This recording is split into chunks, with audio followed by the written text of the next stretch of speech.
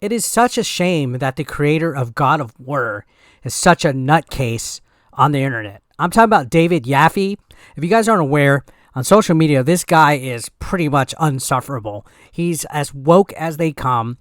His podcast or whatever he has on his channel, it's just hard to watch because it's almost like he's deliberately trying to have a hot take that differs from the, I guess, general public opinion of the gaming community.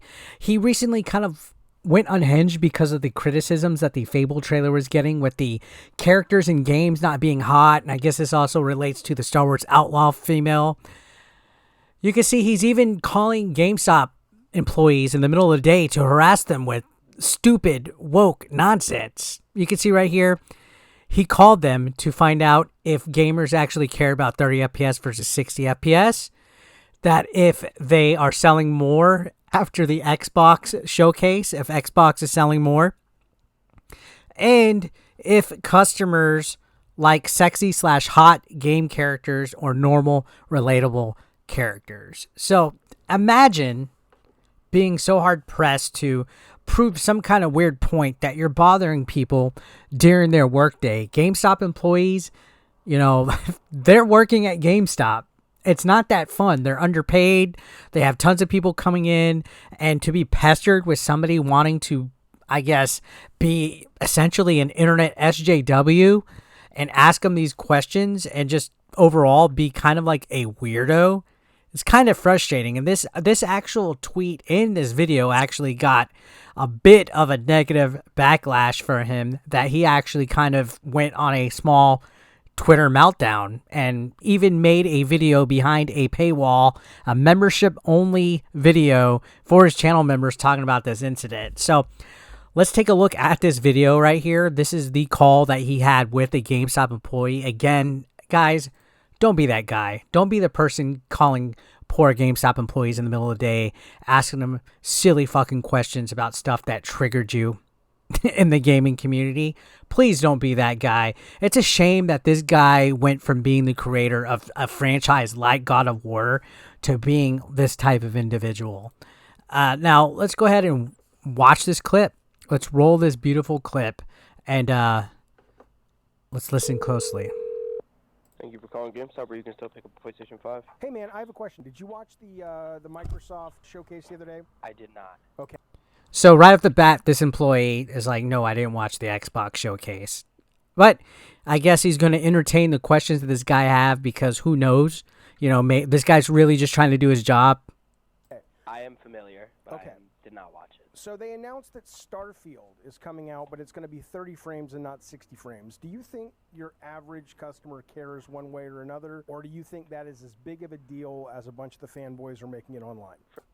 Now imagine being a GameStop employee working a hard day of work, and some fucking jerk off calls you in the middle of the day to say, do you think customers really care that Starfield is a certain amount of frames per second instead of 60 frames per second? Do you think they really care about it? And he's asking this because a whole bunch of people on the internet are essentially arguing against him that it's not a good thing.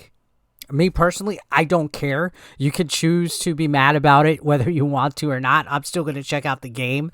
But imagine being like this much of a, I guess, a guy that thinks he's the main character in life, to where you got to hassle some poor employee who's probably trying to fix the games on his walls because kids rearrange them all the time, and you got to keep them alphabetical. But let's continue. For me personally, that would kind of be a big deal because I care about stuff like graphics, but in terms of like our average customer, probably not.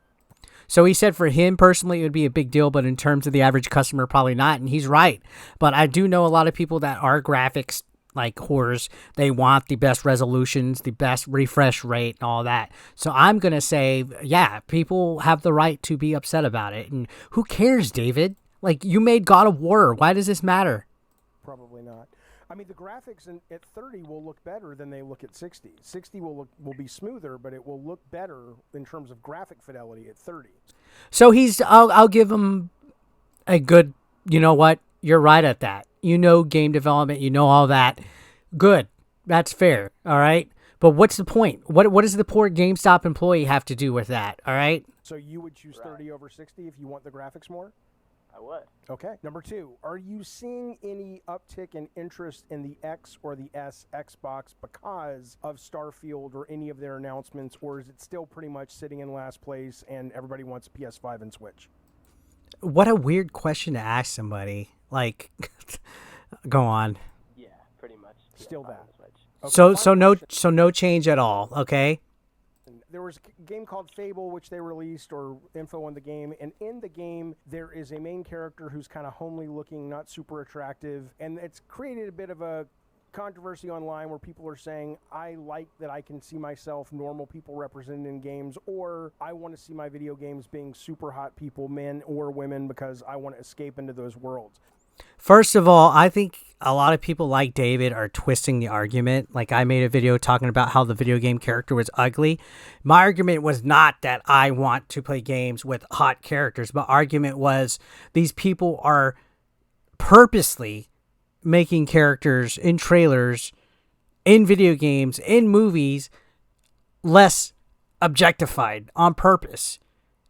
And you could say all day that it's to make people relate and that, beauty's in the eye of the beholder and that it has to be homely and normal looking people and stuff. But no, like, for example, the Dove soap commercial that came out a while back ago, you can't tell me that commercial wasn't pushing some agenda about promoting obesity or promoting, something that trying to tell people that it's not okay to look great and feel healthy and stuff. It's there. It is there.